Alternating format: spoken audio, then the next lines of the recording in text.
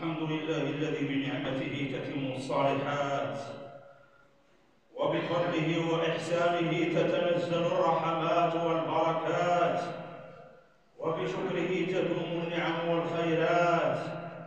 وأشهد أن لا إله إلا الله وحده لا شريك له ولي الصالحين، وأشهد أن محمدًا عبده ورسوله صلى الله عليه وعلى آله وصحبه وسلم تسليما.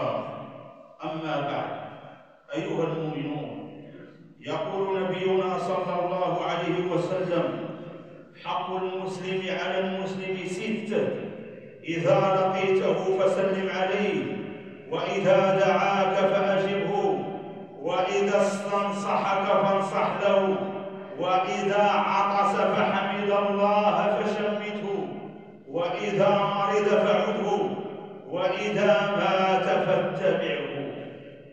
هذا الحديث رواه الإمام مسلم. وقد وقفنا في خطبة سابقة مع الحق الأول إفشاء السلام، ووقفنا على خصائصه وآدابه وأحكامه. واليوم نقف بإذن الله تعالى مع الحق الثاني. هذا الحديث تضمن 6 حقوق. الحق الأول: إذا لقيت أخاك المسلم فسلم عليه. الحق الثاني: إذا دعاك فأجبه. إذا دعاك إلى مناسبة من المناسبات، مناسبة الوليمة أو غيرها من المناسبات، وشرفك بالدعوة، فمن حقه أن تجيبه.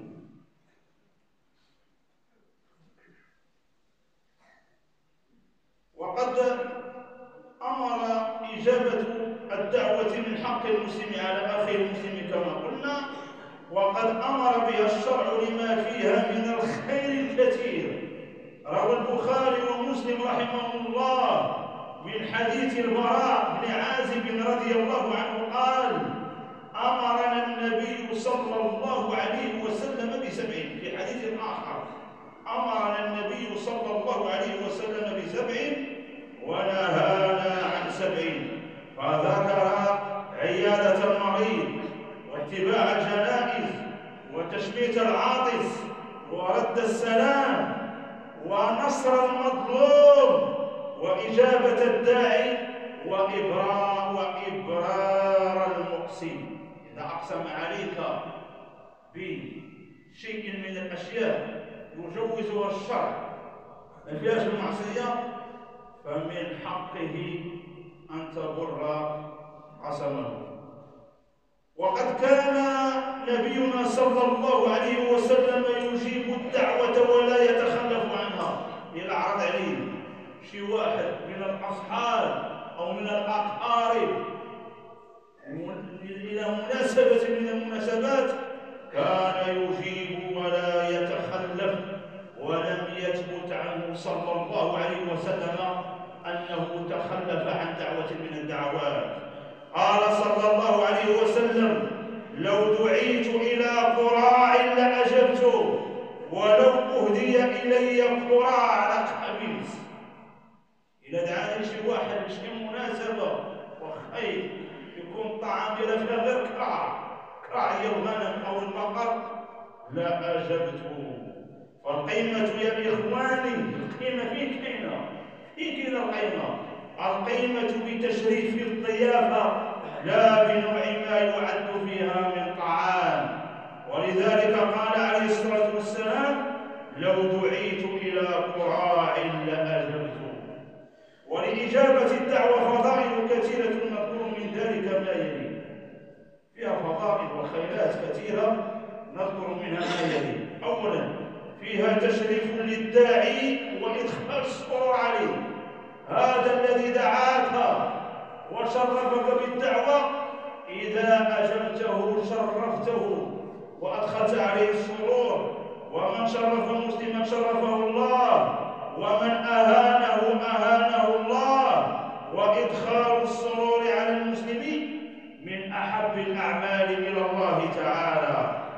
الله بن عمرو رضي الله عنه قال: قلت يا رسول الله أي الناس أحب إلى الله؟ قال: أنفعهم للناس.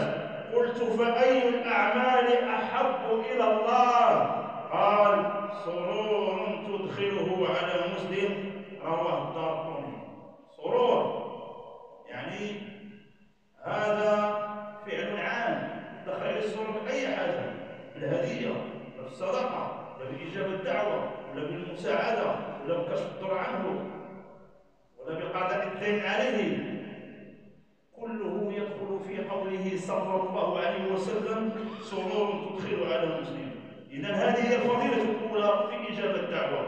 ثانيا، في إجابة الدعوة ينمو خلق التآخي، ويشارك المدعو المسلمين في أفراحهم. الشرع يحثنا ويرغبنا أن نشارك إخواننا المسلمين في أفراحهم كما نواسيهم في همومهم وغمومهم وأحزانهم. قال رسول الله صلى الله عليه وسلم: مثل المؤمنين في توادهم وتراحمهم وتعاطفهم مثل الجسد إذا اشتكى منه عضو تداعى له سائر الجسد بالسهر والحمى، رواه مسلم. إذن هذه الفضيلة الثانية. الفضيلة الثالثة: بإجابة الدعوة وحضور المناسبة تتحقق فضيلة التزاور والتواصل وصلة الرحم. في هذه المناسبة نجتمع على السنة، سنة الزواج أو سنة العقيقة أو سنة الزيارة أو قدوم هذا الرجل من سفر بعيد أو يعني صنع هذا الطعام وأحيا هذه المناسبة بمناسبة فرح من الأفراح كنجاح أو توظيف أو غيرها، فبحضورك أخي يعني ومجالستك بالزوار الحاضرين لتتحقق هذه الفضيلة العظيمة في الدين، فضيلة التزاور والتواصل وصلة الرحم. ولعل هذه المناسبة فيها أقارب ديالك، أقارب من جهة الزوج أو من جهة الزوجة، والأقارب يأتون من بعيد، فاستحضر هذه النية عند إجابتك للدعوة أنك تصل الرحم، فيجتمع لك من الخيرات ما شاء الله التزاور والتواصل وصلة الرحم. عن معاذ بن جبل قال: سمعت رسول الله صلى الله عليه وسلم يقول: قال الله تعالى: وجبت محبتي للمتحابين فيه والمتجالسين فيه والمتزاورين فيه والمتبادلين فيه، رواه مالك في الموطأ. وعن ابي هريره رضي الله عنه قال: قال رسول الله صلى الله عليه وسلم: من احب ان يبسط له في رزقه وأن ينسأ له في أثره فليصل رحمه، أخرجه البخاري. الفضيلة الرابعة: وقد لا تخلو هذه المناسبة من تلاوة القرآن والموعظة والأذكار والدعاء، فيؤجر المدعو على سماع القرآن ويستفيد من الموعظة ويستمتع بأذكار المديح ويسعد بإجابة الدعاء وفضائلها كثيرة. أيها المؤمنون، هذا عن فضل إجابة الدعوة. أما عن حكمها، شنو الحكم ديال إجابة الدعوة؟ هل هو فرض أم سنة أم مندوب؟ ما حكمها؟ قسم علماؤنا الدعوة التي أمر المسلم بإجابتها إلى قسمين. إجابة الدعوة تنقسم إلى قسمين: القسم الأول الدعوة إلى وليمة العرس، والقسم الثاني الدعوة إلى غير وليمة العرس كالعقيقة أو قدوم الحاج وغيرها. فما حكم هذين القسمين؟ الدعوة إلى وليمة العرس جماهير العلماء على وجوب إجابتها إلا لعذر شرعي. إذا لم يكن هناك عذر يمنعك من الحضور ولم تحضر فقد ارتكبت معصية. والدليل على وجوبها قول النبي صلى الله عليه وسلم: ومن لم يجب الدعوة فقد عصى الله ورسوله، رواه البخاري ومسلم. وارتكاب المعصية يا إخواني لا يكون إلا بترك الواجب. والدليل على وجوبها أيضا قوله صلى الله عليه وسلم: إذا دعي أحدكم إلى الوليمة فليأتها بصيغة الأمر الذي يفيد الوجوب، رواه البخاري ومسلم. وقوله صلى الله عليه وسلم: فك العاني، أي فك الأسير الذي أسر عند الكفار، فكوا العاني وأجيبوا الداعي إذا دعاكم إلى الوليمة، وأجيبوا الداعي وعودوا المريض، رواه البخاري. إذن هذا هو القسم الأول. القسم الثاني: الدعوة لغير وليمة العرس على اختلاف أنواعها، فأكثر العلماء يرونها أنها مستحبة ومندوبة. من أجاب الدعوة فله الأجر والثواب، ومن لم يجب فلا شيء عليه. وكان عبد الله بن عمر رضي الله عنهما يأتي الدعوة في العرس وغير العرس، ويأتيها وهو صائم ابتغاء للأجر وابتغاء للثواب وليكتسب تلك الفضائل التي ذكرت لكم. ولا تكون إجابة الدعوة واجبة إلا إذا توفرت الشروط وانتفت الأعذار. ومن الشروط التي تجيب الدعوة إذا توفرت هذه الشروط فيجب عليك أن تجيب وأن تحضر. الشرط الأول: أن تكون الدعوة معينة، بأن يدعوك صاحب الوليمة بنفسه، أو يرسل شخصا يدعوك، أو يرسل بطاقة دعوة باسمك، فكل ذلك يلزم الإجابة ويوجبها. أما إذا دعاك دعوة عامة، تكون مع واحد المجموعة مع أخوتكم ولا مع أقرب لكم: مرحبا بكم جميعا يوم السبت، ولم يعينك، ففي هذه الحالة انتفى هذا الشرط ولا يلزمك الحضور. لو بغيت تحضر حضر، ولا ما بغيتش تحضر ما تحضرش. أما إذا دعا دعوة عامة كأن يكون في جامعة ويقول: مرحبا بكم يوم كذا وكذا، ولم يخصصك بالدعوة، ففي هذه الحالة لا تلزمك الإجابة. ثانيا: أن يكون الداعي مسلما عاقلا بالغا. إذا كان يجاورك يهودي أو غير مسلم ودعاك إلى وليمة العرس أو غيرها لا يلزمك الإجابة، لأن الرسول صلى الله عليه وسلم قال: حق المسلم على المسلم، المسلم على المسلم، خرج به غير المسلم. وأن يكون كذلك عاقلا، وأن يكون بالغا، فلا تلزمك إجابة دعوة الكافر ولا المعتوه ولا الصبي، للحديث النبوي صلى الله عليه وسلم. الشرط الثالث: ألا تشتمل الوليمة على منكر ولا تستطيع تغييره. إذا كانت هذه الوليمة منكر كاختلاط الرجال بالنساء وكشرب الخمور وغيرها فلا يلزمك الحضور. لماذا؟ لأن فيها منكر وأنت لا تستطيع تغييره. أما إذا كنت تستطيع تغيير ذلك المنكر فهنا يلزمك الحضور من جانبين: جانب أول من إجابة الدعوة، والجانب الثاني إجابة وجوب تغيير المنكر. نفعني الله وإياكم بالقرآن المبين وبحديث سيد الأولين والآخرين، وعصاكم وإياكم من عذاب مهين. استغفروه وتوبوا إليه إنه هو التواب الرحيم.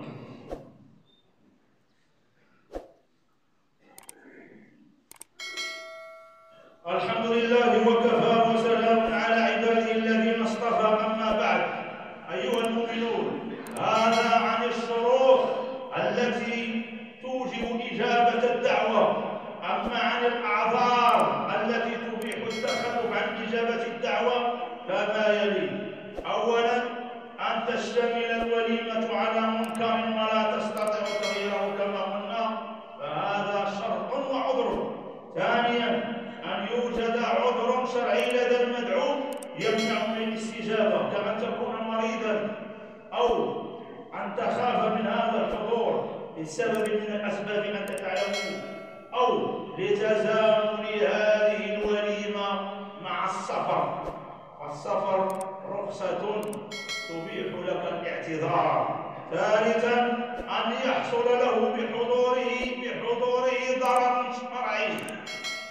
إذا كان حضورك فيه ضرر فلا يلزمك الحضور، كأن يكون شخص هو عدو لك، إذا حضرت هناك استفزك وأذاك أو أعداء خطر في هذه المناسبة سيأذونك ويستفزونك ويظلمونك، فيجوز لك التخلف.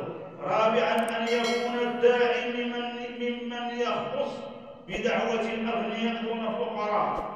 إذا كان صاحب الوليمة وصاحب المناسبة لا يستدعي إلا الأغنياء ولا يستدعي الفقراء، كيعرف غير على الأغنياء، أما الفقراء لا يهينهم، فلا يلزمك الحضور لهذا الفعل المخالف للسنة. عن أبي هريرة رضي الله عنه قال: قال رسول الله صلى الله عليه وسلم: بئس الطعام طعام الوليمة يدعى إليها الأغنياء ويترك الفقراء. وفي حديث آخر: شر الوليمة، سماها هذه شر وليمة التي يدعى إليها الأغنياء ويترك الفقراء، فهذه أيضا تبيح لك التخلف عن هذه الوليمة لأنها خالفت سنة ديننا. خامسا: إذا اعتذر من الداعي فقبل عذره، اعتذرت إليه لأنك تعبان أو لأنك ما عندكش رغبة في هذا الحضور فقبل عذرك، إذا قبل العذر ديالك يجوز لك التخلف. أما إذا رفض فهذا حق يتساوى الحق هذا. وإذا دعاك اثنان فأكثر في المناسبات فإن أمكنك الجمع بينهما فحسن، فاحضر هذا وهذا، وإن لم يمكنك إجابتهما فقدم أسبقهما واعتذر للآخر. السنة خذ للسابق، ماشي تعزل، خذ للسابق الذي سبق بالدعوة هو اللي كيتسالف هذا الحق من خلال حديث الرسول صلى الله عليه وسلم: حق المسلم على المسلم ست، إذا دعاك فأجبه أولي للصابر. وإذا كانت الدعوة نهارا وكان المدعو صائما فله حالتان: إذا دعاك وأنت صائم فهنا حالتان: الحالة الأولى أن يكون الصوم واجبا كقضاء رمضان أو صيام نذر فلا يجوز له أن يفطر، فالحالة ما تفطرش وأنت صائم وعليك الحضور والدعاء للحاضرين، وإن اعتذر فقبل عذره فلا بأس بذلك. والرسول صلى الله عليه وسلم يقول: إذا دعي أحدكم إلى وليمة فليجبها فليأتها، فإن كان صائما فليصلي. ما معنى يصلي؟ أي يحضر هذه المناسبة ويدعو للحاضرين، لأن دعاءه إن شاء الله تعالى مستجاب لصومه. الحالة الثانية أن يكون الصوم نافلة، تصوم 30 أو تصوم الخميس أو 3 أيام من الشهر أو أيام بيض، ودعاك نهارا لهذه الدعوة فعليه الإجابة أيضا. وإن رأى أنه يشق على صاحب الدعوة بصومه وينكسر قلبه، إذا عنده صيم وبغاك تشارك في الطعام وفي المناسبة وإذا حسيتي وشعرتي بأن هذا الأمر يحزنه وينكسر قلبه، فهنا يجوز لك أن تفطر وتقضي هذا اليوم يوما آخر مكانه. والأفضل له كما قال علماؤنا الفطر، وإلا تم صومه ودعا الحاضرين. قال صلى الله عليه وسلم: إذا دعي أحدكم فليجب، فإن كان صائما فليصلي، وإن كان مفطرا فليطعم. رواه مسلم.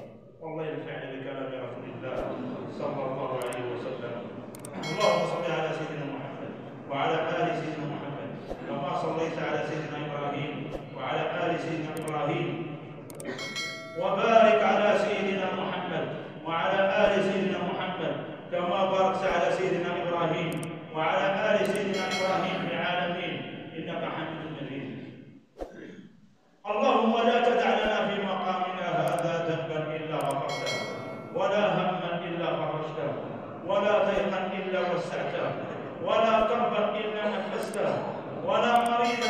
شفيته، ولا ميتا إلا رحمته، ولا ضالا إلا هديته، ولا مبتلا إلا عافيته، ولا مظلوما إلا نصرته. وانصر اللهم من استرعيته من عبادك الخاضع لجلالك وسلطانك، جلال الملك أمير المؤمنين محمد السادس. يا رب انصره نصرة تعز به الدين وتعلي به راية الإسلام والمسلمين. اللهم أقر عينه بولي عهده الحسن، وشد أثره بأخيه الشاقع من الرشيد، واحفظه في أسرته الملكية. اللهم انصر إخواننا المستضعفين، اللهم انصر إخواننا في فلسطين، اللهم انصرهم نصرا تعز به الدين وتعلي به راية الإسلام والمسلمين. اللهم تقبل شهداءهم واشف مرضاهم وضمن جرحاهم. يا نعم المولى ونعم النصير. اللهم لا تكلهم إلى أنفسهم طرفة عين، وأصلح لهم شأنهم كله. وآخر دعوانا أن الحمد لله رب العالمين.